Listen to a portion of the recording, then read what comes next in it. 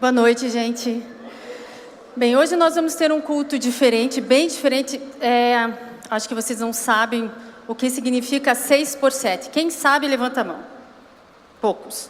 Então, nós teremos 6 pregadores, 6 pessoas aqui, falando por 7 minutos. Ou menos. Então, eu gostaria de chamar as pessoas, só para avisar vocês, quem vai pregar. Eu vou estar contando aqui, quando faltarem 2 minutos eu vou mostrar uma plaquinha, e quando faltar 30 segundos outra plaquinha, e quando terminar vai ter uma buzina, então você não tem a possibilidade de continuar, tá bom? Em 7 minutos, segundo o Norberto, você lê uma folha A4 em 1 minuto, então eles têm 7 folhas A4 para falar para vocês, ok? Então vamos lá, o Kleber, o Gabriel, o Duda, o Ali, o Luca e o Felipe Souza.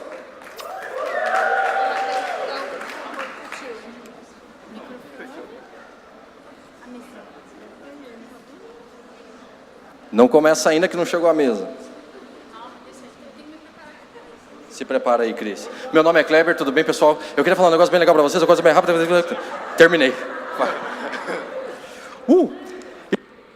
Desligaram até o microfone. Aí, voltou. Eu queria falar com vocês a respeito de um cara que eu me identifico muito na Bíblia.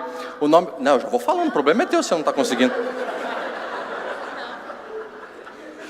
É um cara que eu me identifico muito. O nome dele se chama José. A história dele é contada em Gênesis 37 ao 50. Mas eu vou falar rapidamente resumido. José, no começo ali da vida dele, depois que ele começou a brincar com seus irmãos, era grande e tal, o que aconteceu? Os irmãos dele não gostavam muito dele, achavam que o pai dele gostava mais dele do que deles e tal. E os irmãos foram ficando irritados com ele. E mesmo assim, com a irritação dos irmãos dele, ele ainda servia os irmãos dele. A palavra de Deus fala que José ia servir os irmãos deles enquanto eles estavam apacentando. Então o que aconteceu? Um certo dia os irmãos deles ficaram muito chateados com eles, eles já não conseguiam falar sem brigar, sem discutir, e aí os irmãos deles resolveram vender ele como escravo numa caravana que estava passando lá e venderam ele como escravo. Aí, poxa, José devia ter ficado chateado, a Bíblia não relata, mas eu acho que ele deve ter ficado chateado. E aí ele chegou com essa caravana no Egito, e ele foi vendido por um cara lá que era o oficial do exército, e ele começou a servir na casa do cara. E a Bíblia fala assim: o Senhor estava com José, de modo que prosperou e passou a morar na casa do seu senhor egípcio. Quando este percebeu que o Senhor estava com ele e fazia tudo prosperar em tudo que realizava, agradou-se de José e tornou-o administrador dos seus bens. E Potifar, que era o nome desse cara, deixou ele cuidar de tudo. E Deus ia prosperando aquilo que ele ia fazendo. E assim eu vejo um ensinamento muito bacana, que muitas vezes a gente tem muita dificuldade com pessoas, e às vezes Deus leva a gente para outros lugares para tentar vencer algumas coisas. Mas daí a mulher desse cara, deixa eu ficar vendo aqui, a mulher desse cara, ela começou a gostar dele, olhava assim, ele era bonitão e tal, e só que ele não queria ficar com ela, porque ele sabia que ele era a mulher do patrão dele e tal. E aí um dia ela pegou e não tinha ninguém em casa, e ela falou: não, você vai se deitar comigo e não sei o que. Ele: não posso, tal, e fugiu. E ele acabou deixando a sua capa, e ela pegou a capa dele, chamou os empregados e falou assim: olha aqui o que ele fez, olha, ele tentou me agarrar e não sei o que, e agora fugiu. E aí chegou o Potifar, que era o cara, o patrão, ele falou assim: olha aqui, ele tentou me agarrar e não sei o que. E aí Potifar mandou chamar José e falou assim para José: você vai preso agora, e levou José preso. Agora você imagina o cara, falou: poxa, eu estava dando o meu melhor aqui, eu fui vendido como escravo e estava dando o meu melhor. Apagou. E eu não sabia por que estava sendo preso. E aí Jesus fala para ele na prisão, mandou buscar José e lançou-o na prisão que era postos os prisioneiros do rei. José ficou na prisão, mas o Senhor estava com ele e o tratou com bondade, concedeu-lhe a simpatia do carcereiro. Cara, o carcereiro entregou tudo na mão de José, tudo. Olha só que legal, muitas vezes nós somos perseguidos também. E a perseguição às vezes parece que sempre dá errado para o nosso lado. Às vezes as coisas parecem que sempre dá contra a gente. Mas aí o legal de José é que ele não baixou a cabeça, chegou lá na prisão e começou a sentar o sarrafo, começou a trabalhar, começou a fazer aquilo que ele tinha que fazer, ao ponto do carcereiro pegar a chave, entregar na mão dele e falar: cara, você é demais, toca aí, tudo que você faz dá certo, tudo que você coloca a mão dá certo, continua aí, e tal. Aí tinha 2 caras presos com ele, que era um copeiro e um padeiro, e os caras tiveram um sonho maluco lá, e eles contaram esse sonho maluco para José. Deixa eu respirar um pouco, o negócio é rápido mesmo. E aí, a interpretação desse sonho, ele falou assim: copeiro, cara, em 3 dias você vai voltar a servir o rei. E aí ele falou assim, o faraó, e ele falou pro padeiro: padeiro, a casa caiu para você, em 3 dias você vai morrer. E aconteceu isso. E aí José falou para ele: ô cara, pô, quando você estiver lá com o rei, velho, não esquece de mim, né? Pô, lembra que tô aqui, né, abandonado, né, chateado e tal, servindo de peso, enfim. E aí, passado 2 anos, o rei teve um sonho, o faraó teve um sonho e ninguém conseguia interpretar. E aí o copeiro falou: caraca, tem um amigo meu lá, um hebreu, que ele conseguiu interpretar o sonho. E chamaram ele. E ele chegou na presença do rei, e o rei falou: me revela o sonho. E ele revelou o sonho, né? 2 anos depois, o copeiro se lembrou de José. Disse, pois, a faraó a José, isso aqui é no final. E ele revelou o que ia de acontecer. E aí o que aconteceu? A terra passou por uma grande fome, por uma grande devasta, uma grande destruição. E José foi o canal de Deus para poder restabelecer aquela terra, para que as pessoas não morressem de fome. E assim, eu vejo ele com 17 anos sendo entregue como escravo, e agora com 30 anos podendo assumir o 2º maior posto do Egito. Ele só Faraó era acima dele. E disse Faraó a José: uma vez que Deus lhe revelou todas essas coisas, não há ninguém tão criterioso e sábio como você. Você terá o comando do meu palácio, de todo o meu povo, e todos se sujeitarão às suas ordens. Somente em relação ao trono eu serei maior que você.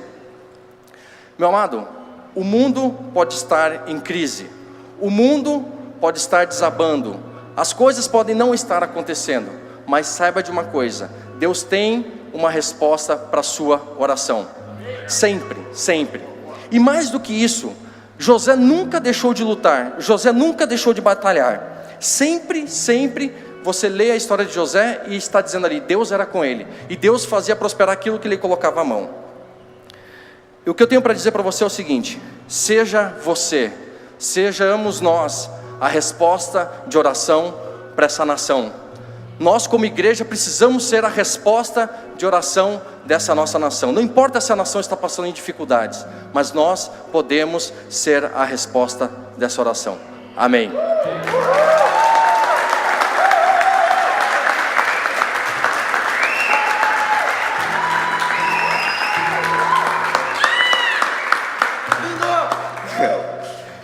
Acho que partindo desse pensamento aí, eu já vou entrar aqui com o meu, que é o seguinte: Deus quer encontrar pessoas obedientes para que então Ele possa atuar. E essa obediência de Deus, ela é basicamente você colocar o teu racional abaixo do que Deus pede para você fazer na tua vida. Não importa, parece às vezes que é para andar nesse lado, que isso vai fazer bem para você, mas você sabe que Deus está querendo te levar para o outro lado.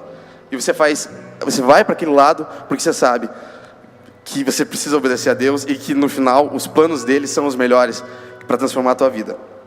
E nisso até gostaria que colocasse no telão ali 2 Timóteo 1,7, que diz o seguinte: pois Deus não nos deu espírito de covardia. E parando aqui um pouquinho, quando a gente dá esse passo de obediência, Deus coloca coragem dentro da gente. E quando Ele coloca essa coragem, a gente acaba passando por experiências novas, que é exatamente isso que está acontecendo comigo hoje. E essas experiências vão aumentar a nossa fé. E quando a gente aumenta a nossa fé, a gente cresce em poder, e o espírito de poder. E um grande exemplo disso é o poder de cura em uma certa oração. Você pode curar para a pessoa ser curada, você pode orar para a pessoa ser curada, mas você crê nisso? Eu percebo nitidamente que Deus só coloca o poder dele quando a gente está disposto a tirar todo o nosso. E então eu refleti assim e me fiz uma pergunta, e eu incentivo você a fazer ela também. Quem está sentado no trono da sua vida, tomando decisões para ela? A gente precisa ser luz, galera. Para trazer gente nova aqui, a gente precisa ser luz. E a nossa vida vai ser a Bíblia, que aquele que não conhece Jesus vai ler. E é só pelo amor que você vai mostrar quem é Jesus. É só mostrando que o nosso Deus é misericordioso e que Ele é bom, que eles vão enxergar quem é realmente Jesus. Até porque Ele foi bom e Ele foi misericordioso com você.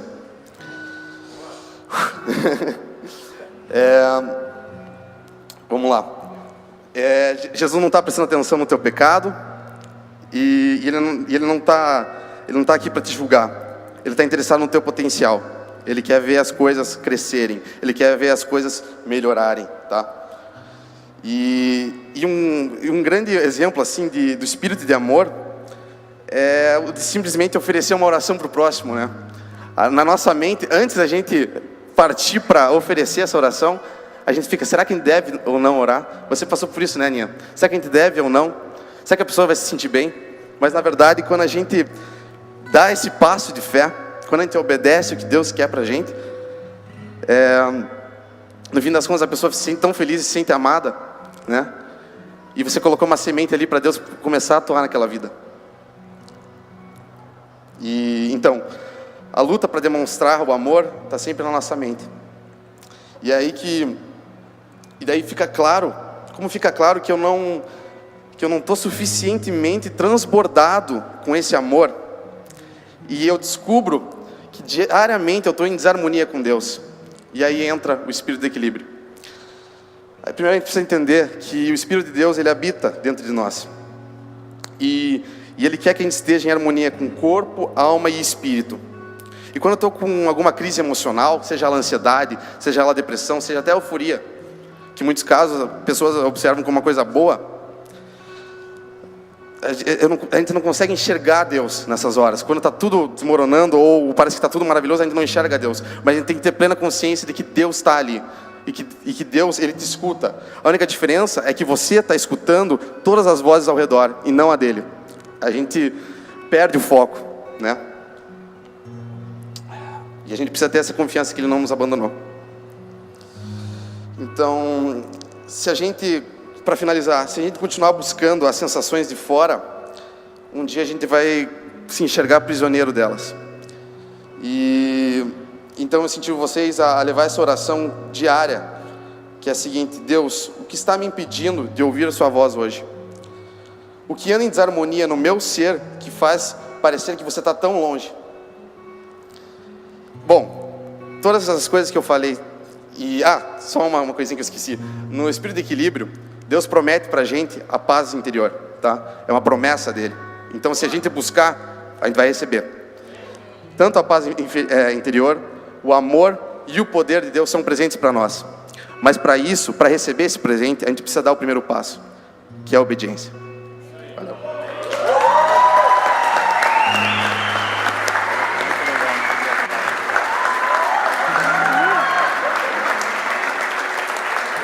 Muito bom. Muito bom, muito bom. Vamos lá. Bom, a minha palavra para você nessa noite tem a ver com o meu coração e com o seu coração. Quantos aqui querem viver a sua melhor vida? Quantos aqui? Só a metade. Eu quero viver a minha melhor vida nessa vida. E isso está diretamente ligado ao nosso coração. A Bíblia diz em Provérbios 4, deixa eu pegar aqui, 4:23, diz assim: guarda com toda diligência o teu coração, porque dele procedem as fontes da vida. Em outra versão diz as saídas da vida. Todos os nossos anseios, as nossas aspirações, os nossos sonhos, aquilo que a gente realiza, aquilo que a gente empreende, sai de dentro do nosso coração. Então por isso que a Bíblia diz para a gente guardar, bem guardado o nosso coração, porque se a gente no dia a dia, nas lutas do dia a dia, nas batalhas que a gente enfrenta, nas frustrações, naquilo que a gente não perdoa, nas mágoas que a gente carrega, se a gente deixar o nosso coração carregado com isso, a gente não vai conseguir ter as saídas da vida, a gente não vai conseguir realizar os nossos sonhos, a gente não vai conseguir cumprir os propósitos que Deus tem para as nossas vidas e realizar os projetos que Ele tem para nós.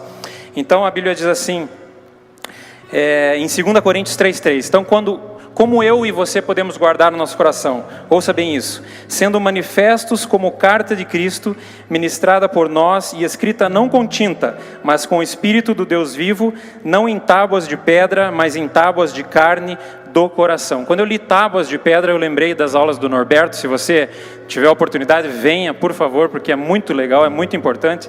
E eu lembrei das aulas dele sobre o tabernáculo. E no tabernáculo, o povo de Deus construiu no deserto, quando eles estavam ali, eles construíram a tenda da congregação. E era dividido em duas partes, o Santo dos Santos e o Lugar Santo. E no meio, que dividia esses dois lugares, era o véu.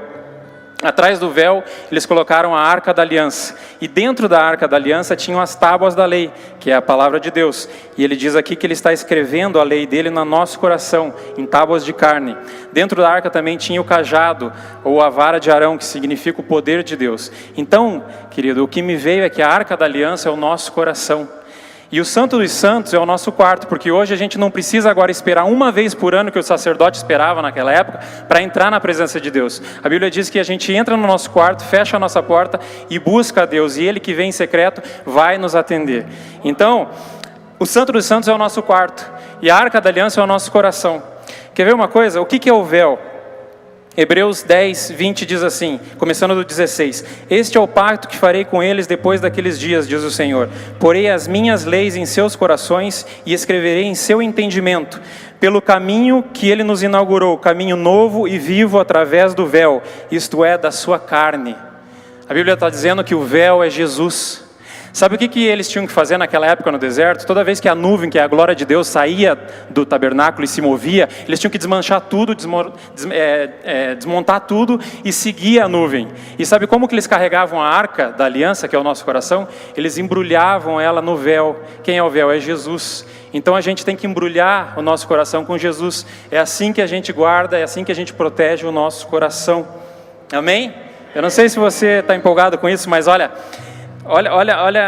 que loucura é a palavra de Deus. Eu falei para vocês que existiam duas partes, o Santo dos Santos e o Lugar Santo. O Santo dos Santos media 10 côvados de comprimento e o Santo dos Santos media 20 côvados de comprimento. Nós estamos lendo que o véu que separa esses dois lugares, que é Jesus, nós estamos lendo em Hebreus 10, 20. Loucura. Mas eu me empolgo muito com isso. Então é o seguinte...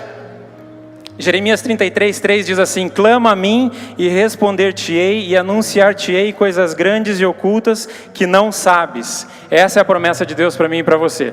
Se eu e você quisermos proteger o nosso coração, entrar no nosso quarto, que é o Santo dos Santos, que nós podemos entrar a qualquer segundo, a qualquer momento da nossa vida, nós podemos ter acesso a Deus. Se nós fizermos isso, olha o que Ele promete para mim e para você: Clama a mim e responder-te-ei e anunciar-te-ei, eu te direi coisas grandes e ocultas que não sabes.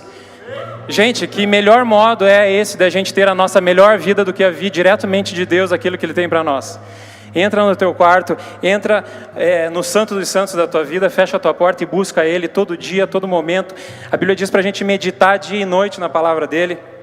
Isso é maravilhoso. Eu li para vocês ali em 2 Coríntios 3:3, 2 vezes 33, 66 livros da Bíblia. A Bíblia, ela é a verdade de capa a capa, não tem mais nem menos. Não foi homem que colocou aquilo ali, foi Deus. Só Ele pode fazer essa loucura. Eu ainda tenho 2 minutos. Então, resumindo, a minha mensagem. Cris, eu fui sensacional. Guarda... Oi? Faz um apelo. Resumindo, eu quero ter a minha melhor vida. Você também. Como a gente faz isso? Guardando o nosso coração. O que é o nosso coração? É a Arca da Aliança. E a gente tem que embrulhar o nosso coração com Jesus. O que é embrulhar o coração com Jesus? É ter um relacionamento com Ele. Um relacionamento pessoal, íntimo, todo momento, todo dia. Então esse é o meu recado para você. Amém? Deus abençoe.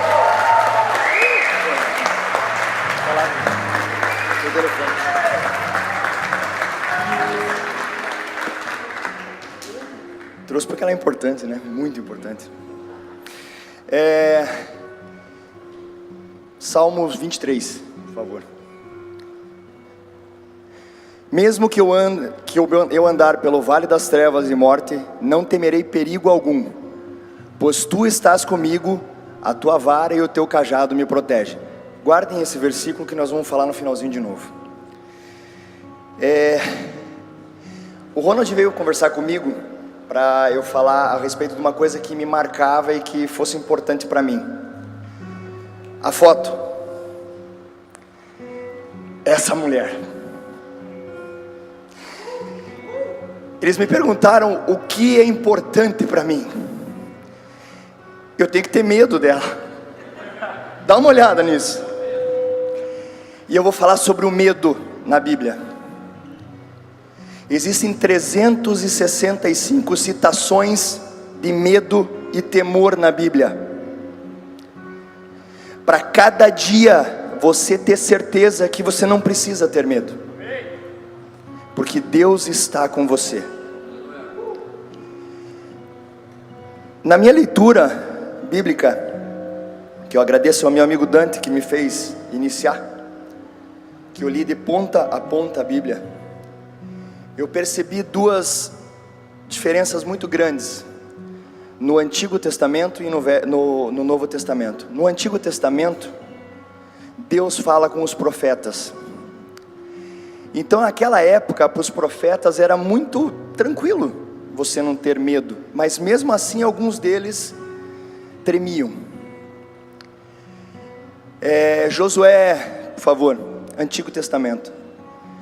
Não fui eu que ordenei a você?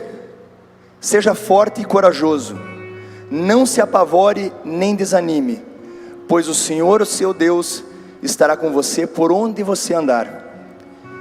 Moisés tinha acabado de morrer e Josué tinha sido chamado para continuar a saga do povo judeu na saída do Egito e na busca da terra de Canaã.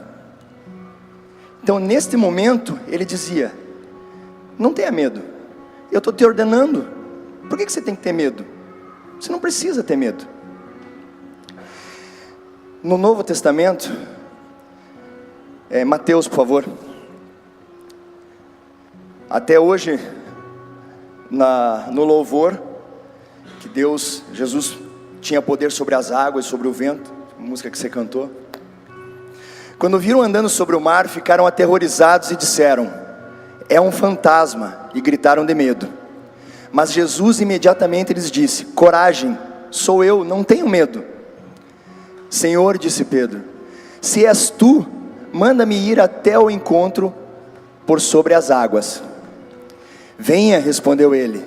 Então Pedro saiu do barco, andou sobre as águas e foi na direção de Jesus. Mas quando reparou no vento, ficou com medo e, começando a afundar, gritou: Senhor, salva-me. Gente, o medo paralisa a fé. Se você tem medo, a tua fé não vai adiante. Não tenha medo, siga, continue sua caminhada buscando as respostas que só Jesus e Deus podem te dar. Só Ele. Eu queria que vocês pensassem, fizessem uma regressão na cabeça de vocês. Isso deve ter acontecido com muitos de vocês. Você tem 6, 7 anos e você assistiu um filme de terror, uma cena de terror. Você vai dormir e não consegue dormir, e de madrugada te dá sede. Para levantar é difícil. Como é que você faz? Você vai lá no quarto do pai: pai, me leva a tomar um copo d'água. A ingenuidade da criança faz com que ela faça coisas que não têm explicação, mas são a solução. Pegue na mão de Deus, segure na mão dele e peça para ele te guiar, porque ele vai te levar aonde você quiser. Se teu pai fez isso por você quando você era pequeno, imagine agora que Deus pode fazer tudo isso por vocês. Volta lá no 23:4, por favor. Salmo 23:4. Gente, eu passei pelo vale da sombra, e hoje eu estou aqui com vocês, porque Deus é muito bom. Minha vida hoje é cheia de brilho, porque eu sei que Ele pode tudo por mim. Tudo. Não desistam. Agradeço a todos vocês, porque esse ambiente aqui está cheio do Espírito Santo. Porque vocês fazem esse lugar ser maravilhoso. E eu agradeço todos os dias por estar com vocês. Amo vocês todos como amo Deus.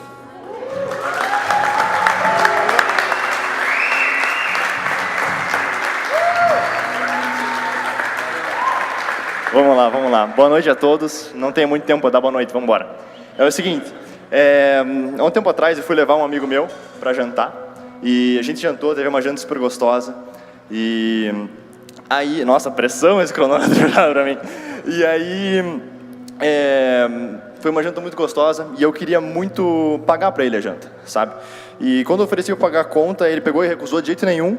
Queria que eu pagasse e tal, e daí a primeira vez o cara recusar, você até espera, né? Você até espera, senão falta educação. Mas entendeu? E daí, mas sabe aquela pessoa que não aceita de jeito nenhum ganhar um presente? Eu acho que é assim que Deus se sente quando a gente não aceita o perdão dele, não aceita a salvação dele, porque é muito difícil para a gente entender isso. Porque, gente, se graça fosse lógico, o nome não seria graça. Então, e não existe nada melhor que você pode fazer para agradar a Deus do que simplesmente aceitar esse presente, sabe? Então, são 3 coisas que eu gostaria de falar para vocês sobre agradar a Deus. Quando a gente olha para Jesus e a gente vê, dentre muitas coisas em que ele fazia 3 coisas, que era amar, orar e servir. A primeira delas, que é amar, quando perguntam para ele, Jesus, qual que é o mandamento mais importante de todos? E daí ele fala assim, amar o Senhor teu Deus acima de todas as coisas, nananana. Algumas versões não trazem nananana. Daí ele pega e fala isso, sabe? E daí eu, como cristão, às vezes me questiono, tipo, será que eu realmente sou um bom cristão? Porque eu sou inseguro, eu tenho minhas inseguranças, eu sou instável, eu não... Tem coisas que eu pego, sinto aqui no domingo e na segunda eu faço ao contrário. E eu sou assim. E quando eu penso nisso, o que Jesus fala para mim, está lá em João 15:9, que eu vou pedir para botar lá isso. Jesus falou o seguinte, como o meu Pai me amou, assim eu os amei. Permaneçam no meu amor. Ele não fala para a gente, permaneçam com o amor de vocês por mim. Eles falam, permaneçam no meu amor por vocês, porque o nosso amor por Ele é instável, o nosso amor por Ele é inconstante, a gente tem dúvidas, isso acontece. Mas o amor dele por nós é inabalável. O amor dele por nós não se abala, é sempre o mesmo. Então eles falam, permaneçam no meu amor, sabe? Criem a base no meu amor por vocês, não de vocês por mim. Ele já sabia disso. E isso que eu vou para o meu segundo ponto agora, que é a oração, sabe? E quando a gente fala de oração, muita gente fala, tipo, oração é falar com Deus. Sim, é falar com Deus. Mas é muito mais que isso. A oração é o caminho para o relacionamento com Deus, é o caminho para você conseguir chegar nesse amor que eu falei agora, sabe? E daí, Lucas, você acabou de complicar a oração, cara. Então, a oração nada mais é... Sabe quem aqui tem filho pequeno? Tem alguém que tem filho pequeno? Uma galera. Então, sabe quando a criança traz um desenho na escola e dá para você, e o pai olha para aquele desenho, é a coisa mais linda do mundo aquele desenho. E daí a pessoa do lado olha assim... É um desenho todo horrível, o sol está roxo, a grama está amarela, um olho está aqui, o outro está lá, não tem nariz. É um desenho horrível, mas o pai acha lindo, ele quer botar aquele desenho na parede da casa, assim. Coisa maravilhosa. Aos olhos do pai, aquilo é maravilhoso. E o que eu queria falar para vocês sobre oração é, assim como nenhuma criança é capaz de desenhar mal, nenhum filho de Deus é capaz de orar mal, sabe?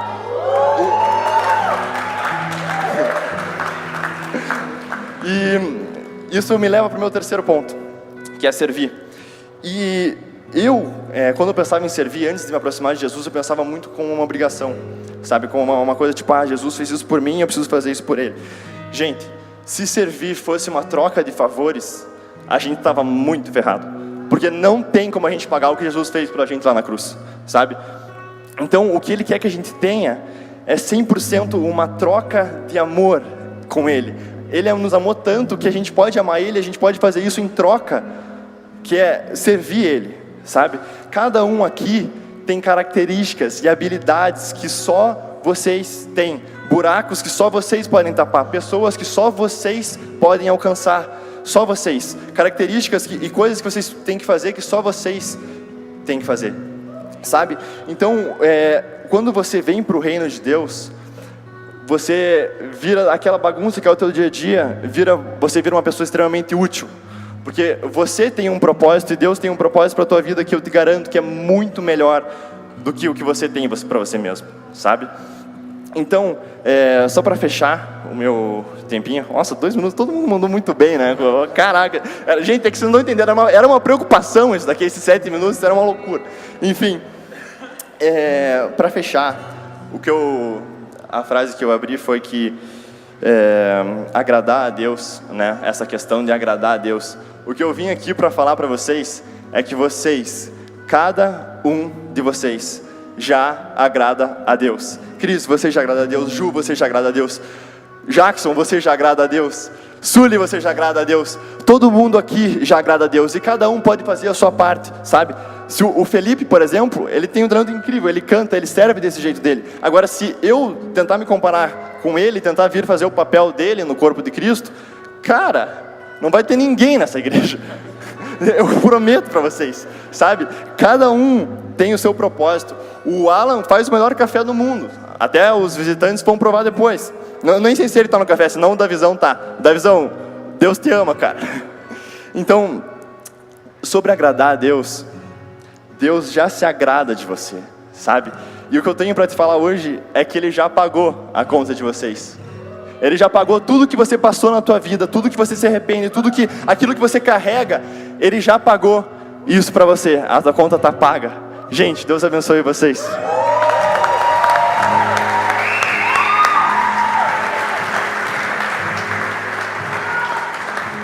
Podemos acabar já? Acho que não precisa falar mais nada aqui, pelo amor de Deus.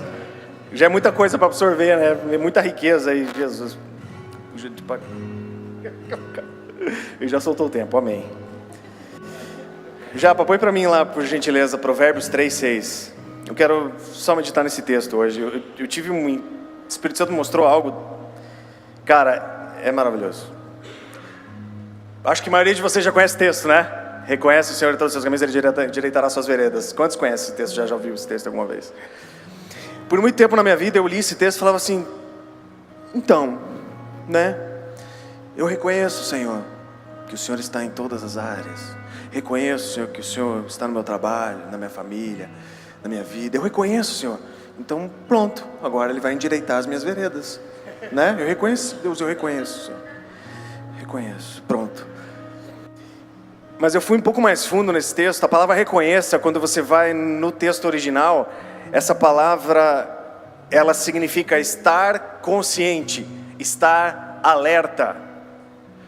A palavra reconheça, a palavra yada no hebraico significa estar consciente, estar alerta.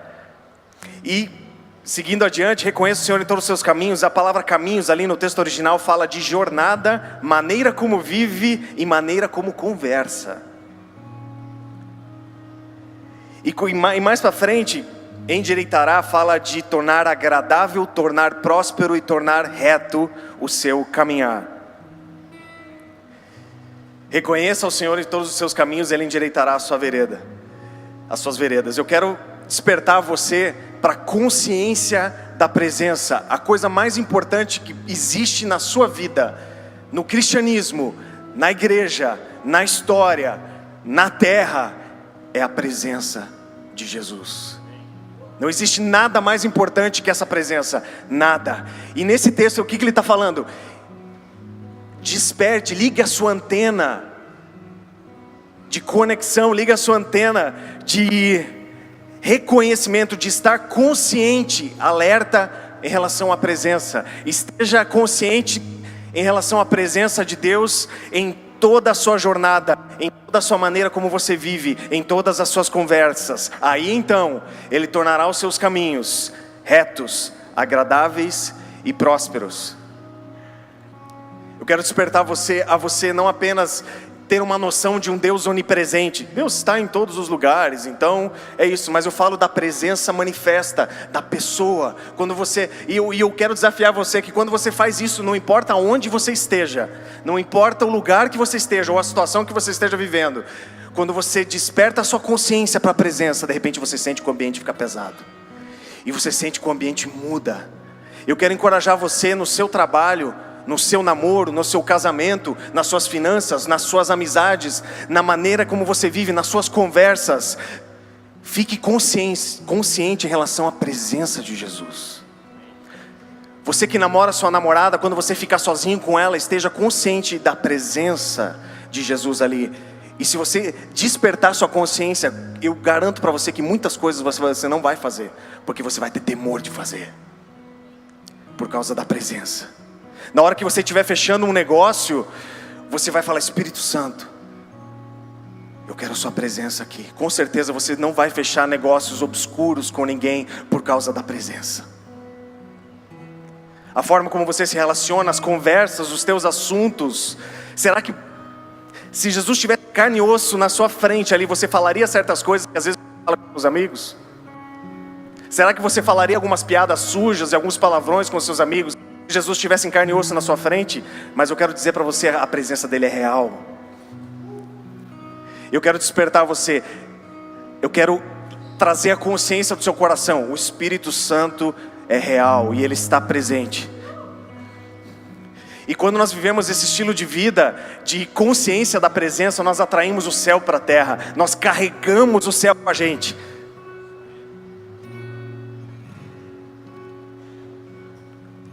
Pensa você chegar no mercado, rua, no seu trabalho, e você de repente fala assim: Espírito Santo. E de repente você sente que ele vem e fala: oi.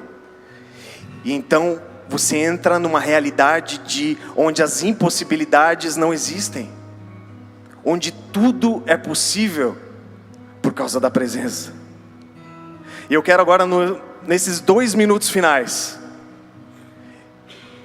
eu quero que você agora se desperte para a presença do Espírito Santo. Feche os seus olhos. Eu gostaria agora que você direcionasse a sua atenção, direcionasse a sua afeição, direcionasse o seu amor agora para a presença da pessoa mais linda, maravilhosa e doce, o nosso amigo querido Espírito Santo.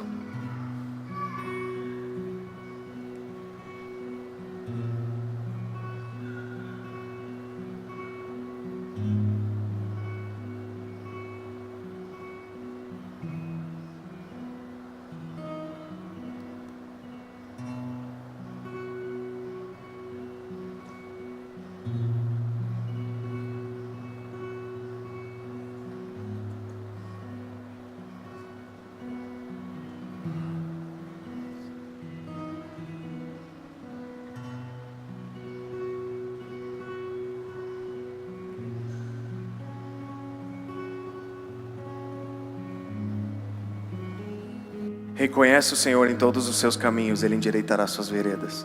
Tenha consciência da presença do Espírito Santo em tudo que você fizer na vida, e Ele tornará os seus caminhos prósperos e agradáveis. Vocês conseguem sentir? Consegue sentir esse toque? Consegue sentir esse calor? É o Espírito Santo. Ele é real. Ele é irresistível. Obrigado, Espírito Santo, pela tua presença. Amém? Então fechamos o nosso 6x7 aqui hoje. Vamos aplaudir essa galera aqui, ó. Kleber, Gabriel, Eduardo, Ali, Luca, Felipe. Amém, amém. Pode ficar aqui com a gente. Eu quero antes de finalizar aqui, na verdade já finalizei, eu só quero por um momento aqui. Continua lá com a anestesia, por favor,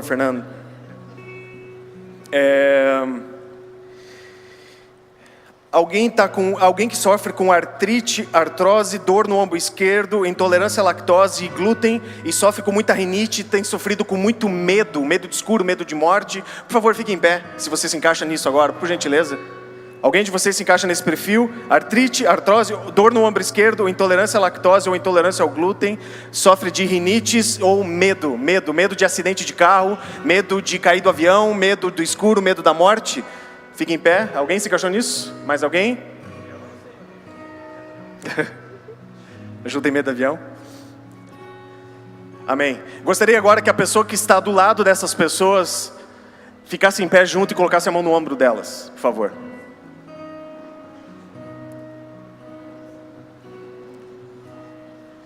Em nome de Jesus agora, nós liberamos uma palavra de cura, de restauração sobre os corpos, sobre as emoções de todos aqueles que ficaram em pé agora. Nós comandamos que toda dor nos ossos, toda artrite ou artrose, toda dor no ombro, todo problema de intolerância à lactose ou glúten, todo problema de rinite, todo medo, nós comandamos agora que vá embora e se submeta ao nome de Jesus agora. Em nome de Jesus, em nome de Jesus, amém. Amém. Não é o quanto a gente ora, mas é o nome de Jesus. Não precisa ficar orando 30 minutos em cima de... Amém. Eu creio que o poder de Deus foi liberado. Essas pessoas foram tocadas agora. Se você sentiu um alívio na sequência disso, podem depois conversar com a gente. Se você sentiu que foi curado, se você sentiu que já algo aconteceu na sua vida, testemunhem depois pra gente. Nós entramos, eu creio que nós como igreja, nós entramos numa nova dimensão, numa nova atmosfera. Eu creio que uma nova estação e uma página se virou. E agora nós como igreja, nós entramos numa época onde sinais, prodígios e maravilhas acontecerão no nosso meio. Então... não se assuste quando você começar a ver os doentes sendo curados, as pessoas com tumores sendo curadas. Nós cremos que Deus cura toda e qualquer doença, e essa é a vontade de Deus, e isso vai acontecer neste lugar. Isso é uma verdade, isso é uma realidade. Aqueles que entrarão neste lugar presos ou com amarras ou com problemas espirituais pesados vão sair daqui livres, em nome de Jesus, porque isso é assim. Amém? Amém? Vamos ficar em pé. Cris.